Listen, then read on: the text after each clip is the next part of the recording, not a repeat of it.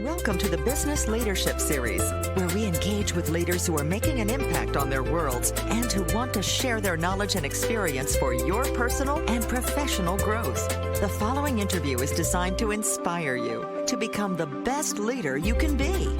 Your host, Derek Champagne, is the founder and CEO of The Artist Evolution, a full-service agency building successful brands, marketing tools, and campaigns, and also the author of the best-selling book, Don't Buy a Duck. And now, let's begin today's Leadership Series interview.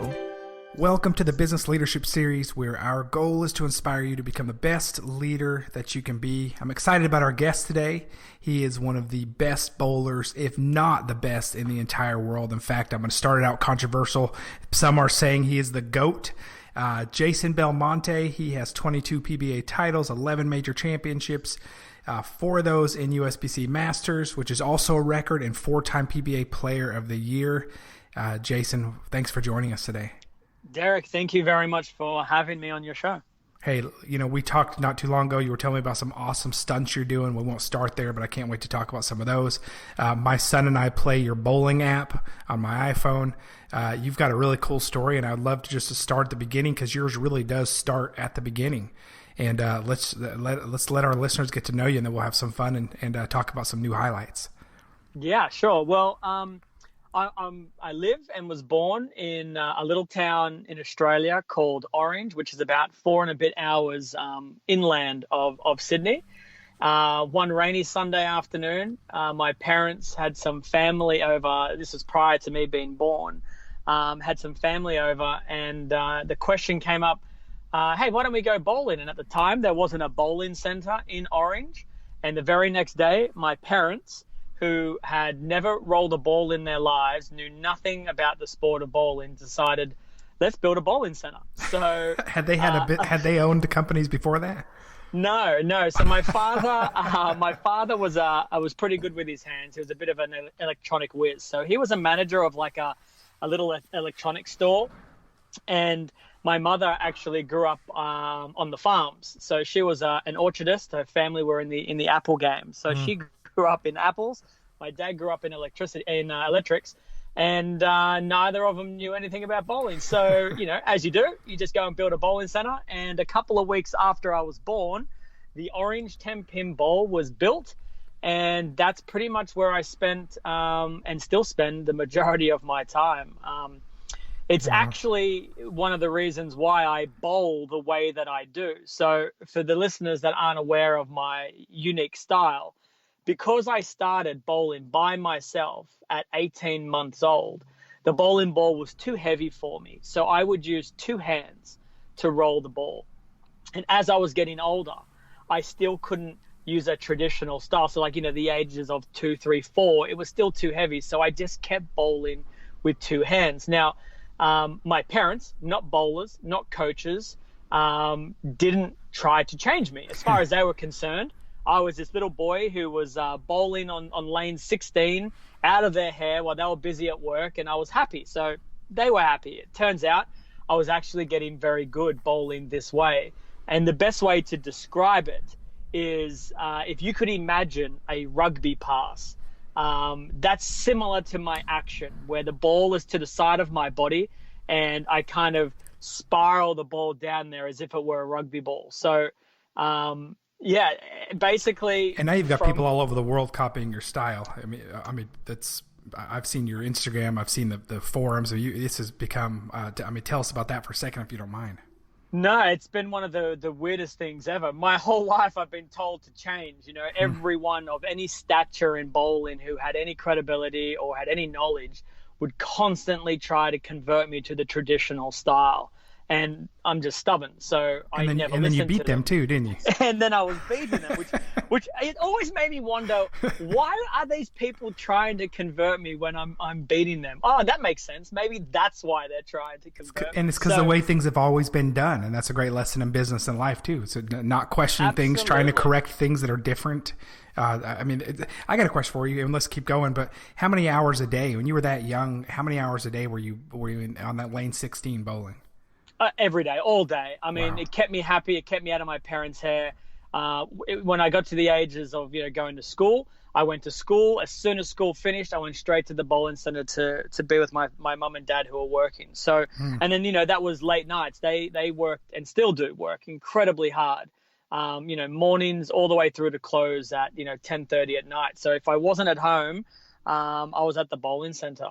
And just like you said, not trying to like conform to the status quo. I mean, most people who do and invent something or create a brand new model of something, at first they seem crazy until it works. And that's kind of what I'm seeing is for years, I mean, for decades, I was, convinced people thought I was crazy.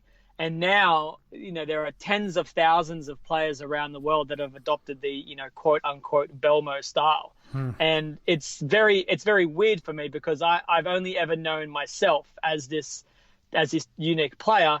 And now, when I do go through my Instagram feed or Facebook or Twitter, I get tagged in all of these people trying the style, bettering themselves. And it's been a lot of fun. So your parents still own that today?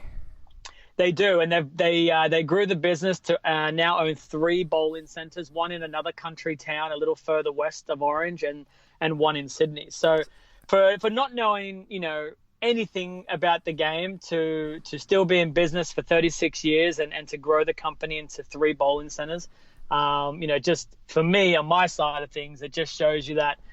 Sometimes you don't need to be an absolute expert at something. You just need to be willing to work hard, learn as much as you can, and constantly keep trying new things. Things that don't work, they throw them out, try again. And you keep going to the same one, so you're still bowling in your parents' facility.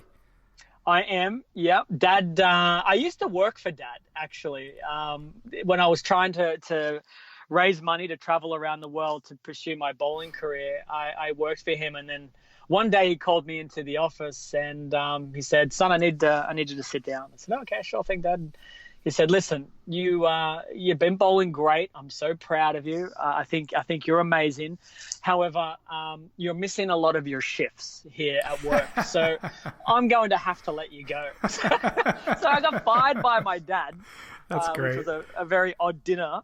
Did he realize what a big, what a name you were? I mean, he did. Obviously, you won your first tournament at 4, and I want to go into some of your wins here in a minute. But did he realize how special what you were doing was? I don't really know. I don't think any of us really knew. I mean, he fired me when I was 16, and it was just when I was, starting my travel, I guess you could say. And I wasn't super, super successful every single step along the way. I had my ups and my downs, and I had to redevelop my game. And I liken it to, a golfer, someone who perhaps can just, hit the ball really, really far. Is only going to get you so far. You still need to have touch around the greens. You got to work on your putting. And Right. With my style of bowling, it still is a very incredibly powerful ball. But as I was growing up, I was realizing, wow, my accuracy just isn't there. It's great when I do a good shot, but I'm just not consistent and my accuracy isn't there. So once I redefined the player that I wanted to be, I took 10 to 15% of the power off and increase my accuracy 50, 60%, my consistency, the same amount. I realized, it doesn't matter if I have the most powerful ball or one of the most powerful balls. What matters is you repeat and you can hit the pocket more consistently than everyone else. And that's one of the big changes throughout my career that I've had to make, is constantly working on my game. Did you ever want to do something else, or has this always been what you wanted to do? I started making pretty good money as an amateur, as a 16-year-old kid. So when I would turn up to school with these brand new kicks and new mobile phones and everything like that, that was cool to me.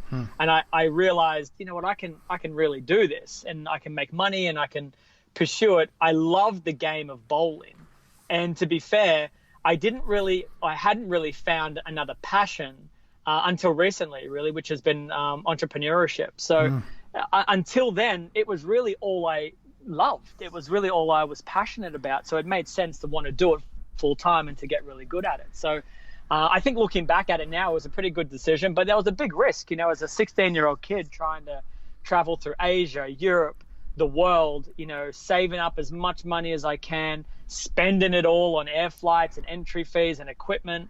You had a couple of times there where it was like, I don't know if I really am cut out for this. I've got $25 left in the bank account. I might have to go back to work for Dad. Did you always want to be the best in the world? I mean, people don't often get to talk to the number one in the world of something. And so when they do, thanks for indulging me on some of these questions. I want to get them right, because I think it's great to know like what the motivation was. What is the motivation? I mean, yes, you want to perfect the game and keep getting better, but did you have vision of, I'm going to be the best there is at this? I never look at it as that in that kind of framework. I kind of look at it as, I just want to be as good at something as I possibly can. And that has been my personality through my entire life. It didn't matter what I was doing. I just wanted to be better at it than I was the day before.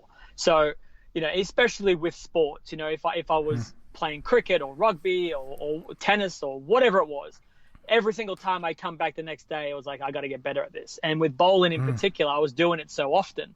Every day, every new day, I wanted to get better at it. And I was bowling so much that, that drive just to make sure that, hey, you're better than you were yesterday. So did I want to be the best in the world? I mean, I think, yes. I think that's the ultimate question. Yes, I did. But did I know that was going to be possible? Or, did I write it on my bedroom wall on a poster with an expiration date? No, I just knew that if I kept going the way that I was going, working on new things, getting better at those things, eventually I would get to wherever it is that I wanted to get to when it came to like a specific goal. And for me, that was the Professional Bowlers Tour. And since I made the tour, my career has, what I've written in my career has been, I couldn't have dreamed of writing a better story. I mean, I'm curious. I mean, when I watch you, from what I've seen, you've got it all figured out, and maybe you do. I wonder though, and I've wondered this for a long time, are you still learning? Like are you still practicing and learning each time, or is it keeping up a skill that you've already mastered? No, it's continually learning. Basically, which fits back into what I just said about, wanting to be better than I was yesterday. One of the things that I've noticed, and I do look at those that have gone before me, those who I'm currently playing against, and, I kind of study them from afar, and you see the guys who get to the top and it's like, oh, right, I'm here. This is amazing. All right, now I've done all the work. I can just enjoy the ride. And the ride doesn't last very long. The guys who seem to continually, raise the bar themselves, those are the guys who have had longevity in anything, in business, in sport. And I've really taken a lesson from that and said, I will never be complacent with where I am, whether it be 1, 10, 20, whatever position I'm in. I will not be okay with it. I've got to continually push myself, because if I don't, the guys behind me are being encouraged by my performances. They are getting, their motivation. Well, I become their motivation. So they work on their games, and essentially they catch you. And then once they catch you, they pass you. And I don't want that to happen. That's a great lesson. You really can't just enjoy, or you can't just, I don't mean you can't enjoy, you can't just take the ride of life and be great at anything. You always, I had a meeting with another business owner yesterday. You always have to be raising the bar and innovating and pivoting and growing. That's just part of the journey. That's just till you're done, till you're dead. I mean, that's the journey. And it doesn't mean you can't stop and take time to enjoy. But how do you celebrate? I mean, with all these wins you have, 22 PBA titles, the 11 major championships, 4-time PBA Player of the Year. Do you take time to celebrate and acknowledge and enjoy and absorb, or what does that look like for you? Yeah, no, absolutely. And I think you have to. That's the reward, the sacrifice that you make for what you put into it.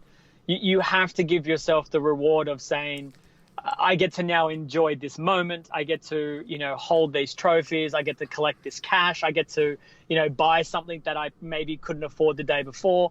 So you have to enjoy it. But the difference between enjoying the ride and making sure you continue to move forward is when the enjoyment, when that moment finishes, when you've you've had your dinner party with your family and friends to celebrate, or, you've bought that, new car or whatever it is. It's right now I go back to work.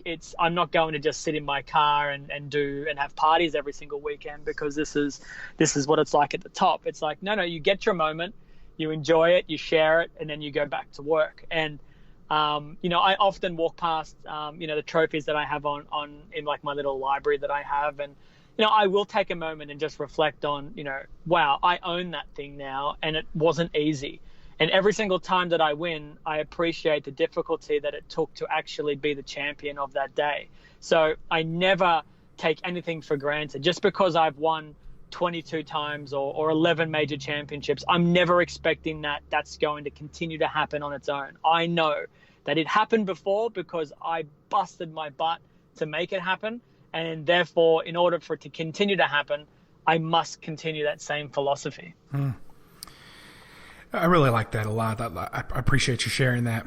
Your first tournament at winning your first at age 4, but give me a couple highlights that stand out to you, whether they could be small moments, big moments, but in your career from 4 on, which is so young, tell me a few highlights that stand out to you, either winning a championship or beating a player that you wanted to beat or hitting a new personal record. Like give us a few of those moments so we can celebrate with you.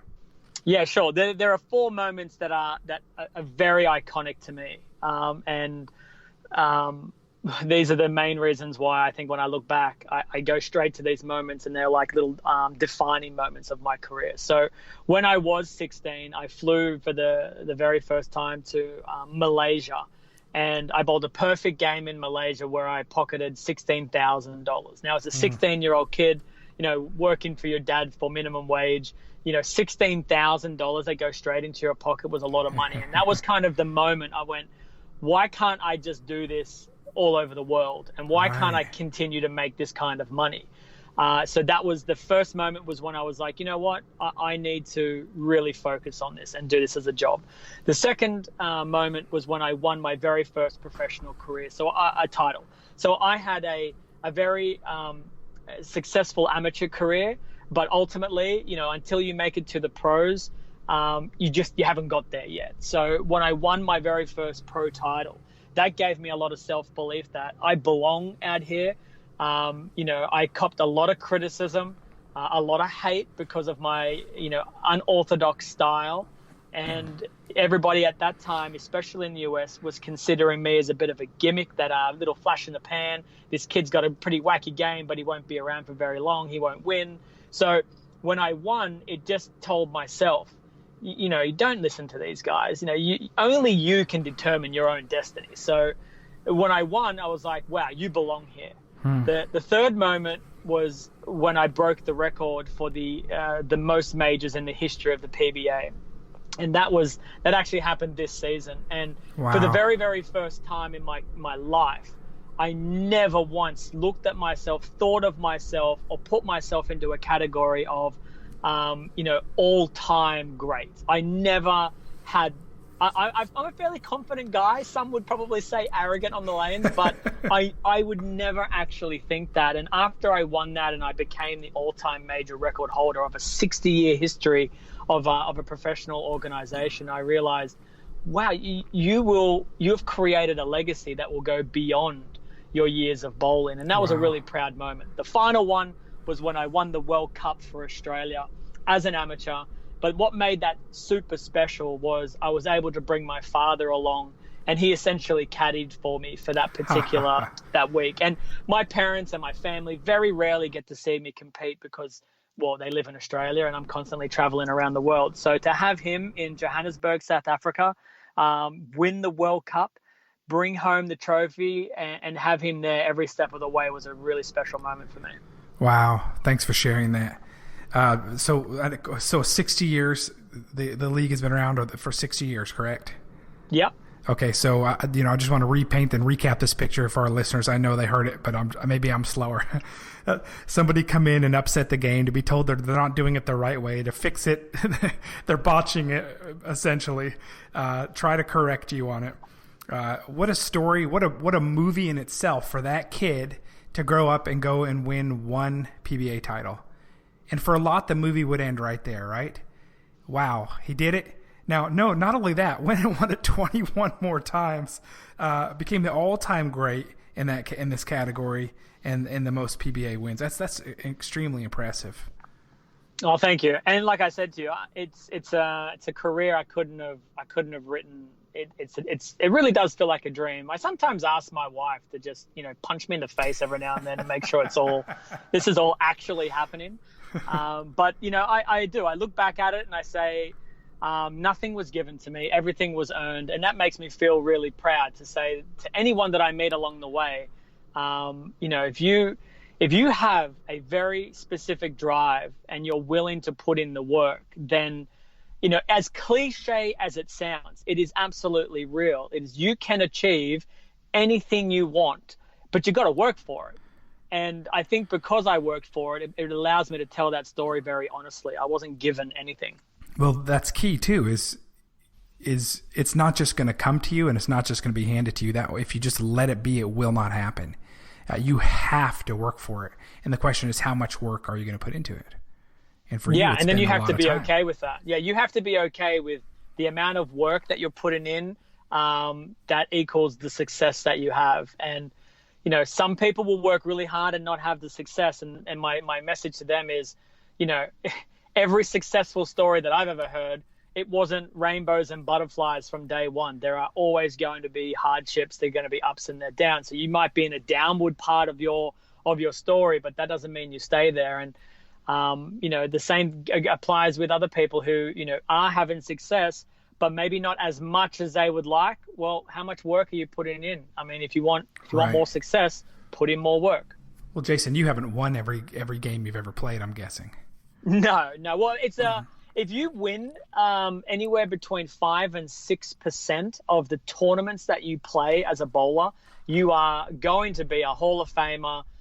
If you win around 7%, you'll be one of the all-time greats. And if you win over 7%, you start breaking all the records. 5 to 6%. Wow. Okay. Yeah. That means I lose 95%, 96 or 94% of the time that I'm competing. So it's a hard pill to swallow, but it's something that all competitors on the PBA Tour have to learn to deal with.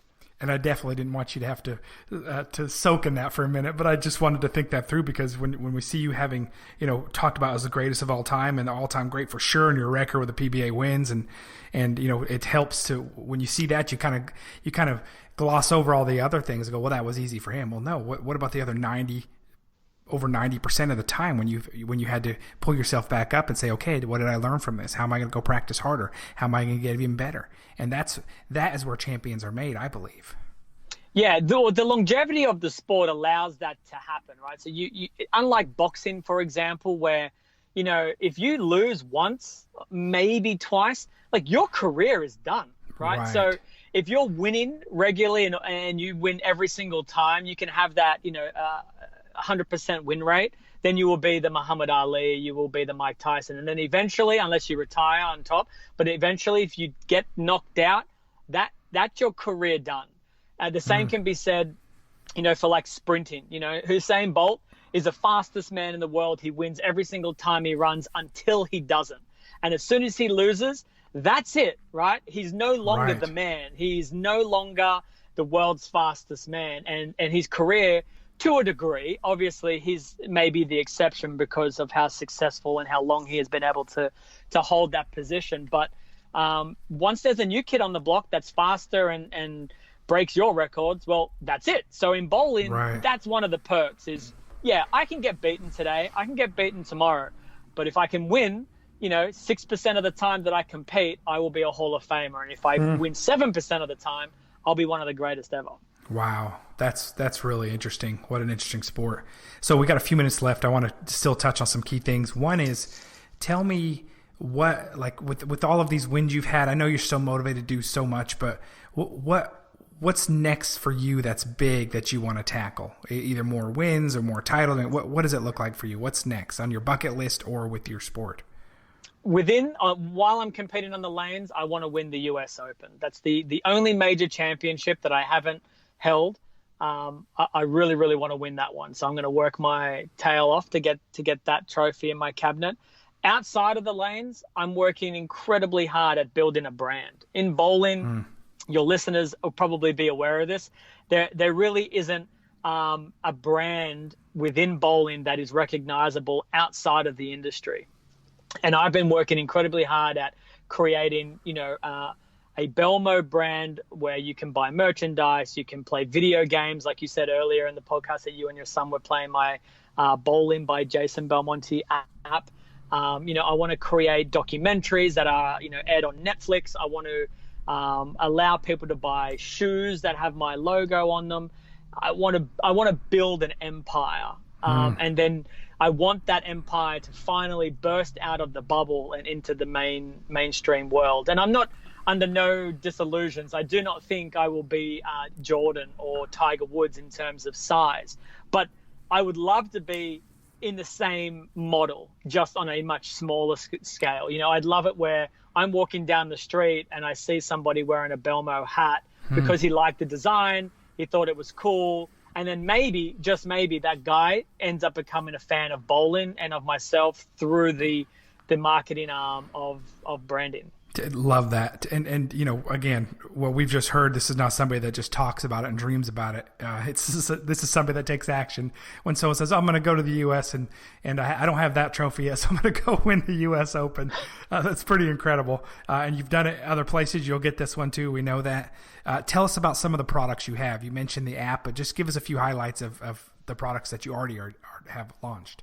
Yep. So we have within the industry, we have bowling balls that I've been able to create and brand them, Belmo bowling balls, shoes, jerseys, an entire merchandise line that if you go to my website at jasonbelmonte.com, you'll be able to see all of that. That ranges from shirts, pants, sweatpants, sweaters, hats, beanies, pretty much anything that you would need or want. I'm going to be able to make for you. Like I said, I really want to grow like even social media, but beyond that, I want to create my own personalized app where if you are a fan of me and you want to hear about me or read about things or get tips specifically from me, I want to design a very native app. So that way I'm not relying on the algorithms of social media. I'm allowing my fan base and every single one of them that wants to follow me to get information from me very, very quickly. And obviously very directly, and on demand. I want them to be able to say, hey, I'm going bowling today. I might get a tip from Belmo. Let me go to his app and see if I can find a tip that'll relate to what I'm working on. And that's one of the next big things. I want to get into virtual reality. I want to get into augmented reality, which I'm starting the processes now of meeting with companies on developing those products. I want to get into television, which I've already started to talk to a 24-time Emmy Award-winning documentarian to, produce my story and put it into a company like Netflix or Amazon. And you've got great content out there too already. You've got great content out there already that you're producing. If we can, I want to just, for those that are even just interested, that are casual bowling fans, but are, interested in Jason, which, he's very intriguing and he's got a cool lifestyle brand and he's got a great story. Go to jasonbelmonte.com to see that. You can see his app as well, the bowling app, and in the app store. And Jason, give us a few highlights. You and I talked last, and you were telling me about some stunts coming up, and I follow you on Instagram, and you've got a great following there. Tell me about some examples of some of the types of stunts and fun things that you're doing too.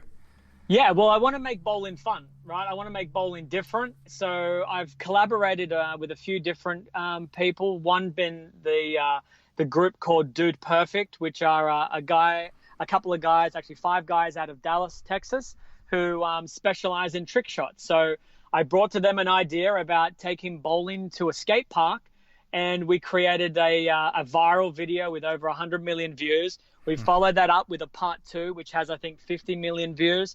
And then just recently, I went to Charlotte, North Carolina, where I met Eric Almirola, who is a NASCAR driver, and I wanted to create the world's fastest strike. So on my YouTube channel, you can check that out, and you'll see what it looks like to be driven in a NASCAR going around a track, throwing a bowling ball out the window at 145 miles an hour and getting a strike. How awesome is that?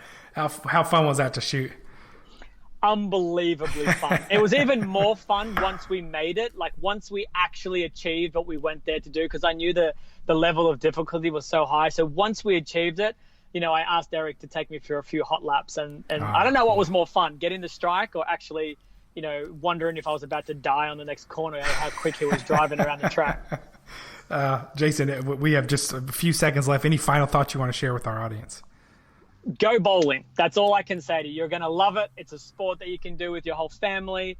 And there's a lot of things about the game of bowling that you may not know until you go and do it yourself. So go to a bowling center and try the Belmo style. It might work for you. Jason Belmonte, all-time great. Check him out, jasonbelmonte.com. Check him out on social media. He's got some fun stuff to look at and just a great brand. And look at his store he has. And check out that bowling app, too. Your family will enjoy it.